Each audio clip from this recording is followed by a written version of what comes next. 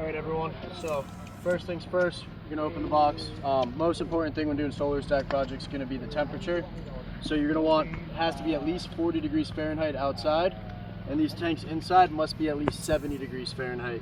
So you're not always lucky enough to have the perfect temperature. If it's 50 degrees that day, you can still use solar stack, no problem.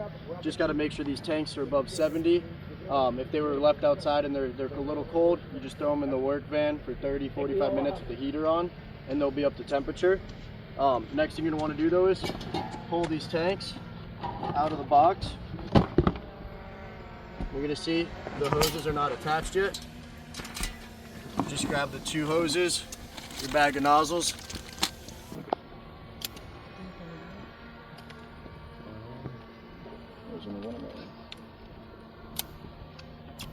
Yep.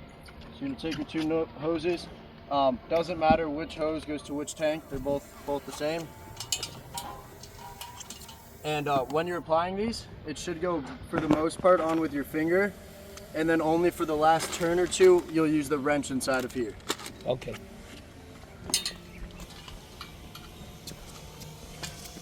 So you'll see, you just use your finger to keep it level. Screw it on 70 to 80% of the way. Now that they're on for the most part, you're going to take your wrench out of here. And you shouldn't have to go too crazy with it. You don't want to go too tight, just a couple half turns.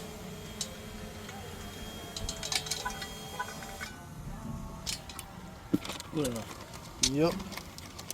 And then you're going to take the nozzle. You've got 10 nozzles in the bag, and that's because if you wait longer than 1 minute from spraying, if you stop for 1 minute or longer, you got to take this nozzle off and put a new one on.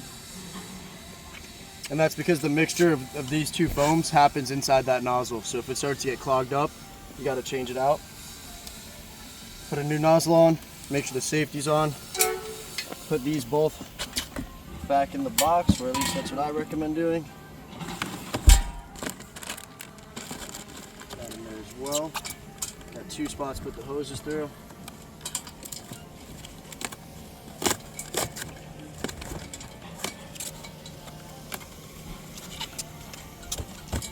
You got your two tanks right there. And then next step is, you got to shake these tanks 30 to 60 seconds.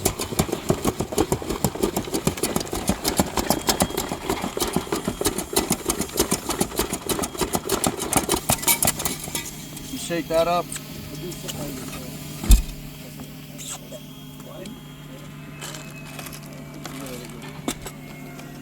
And then from there, you're going to want to purge it. With a brand new tank, purging takes about 3 to 5 seconds. So before you purge it, you're going to want to open it.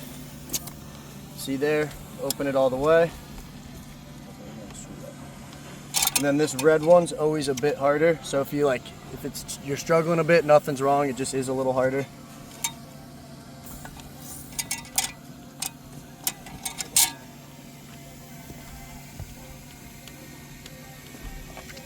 So now you're going to want to purge it.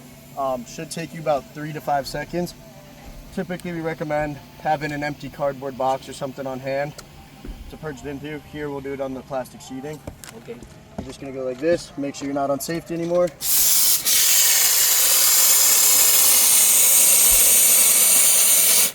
And that would be good to go for purging it. And then remember, so if I wait a minute now, you're going to have to swap out the nozzle. Once you start spraying, that won't be an issue because you'll be spraying consistently. But for the training, it might be a little different.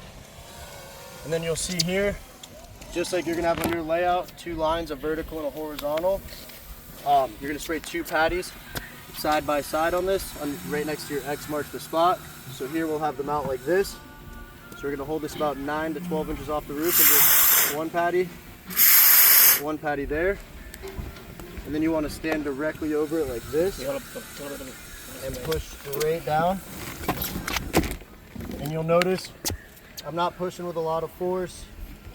I'm not doing anything crazy, just pushing it there, holding it for 5-10 seconds. Just like that. And that's as easy as it is. Big thing is though, Very simple part of it, but you'll see I stepped over it and did it from directly above. You want to do that and not go from the side, because what happens is if you do them all from the side like this, you won't realize it when you're doing it, but then once you finish, you'll look and you'll realize you dragged every mount a little bit this way or that way. So that's why it's important to get above it and go straight down with it. You can't make any mistakes like that. Okay.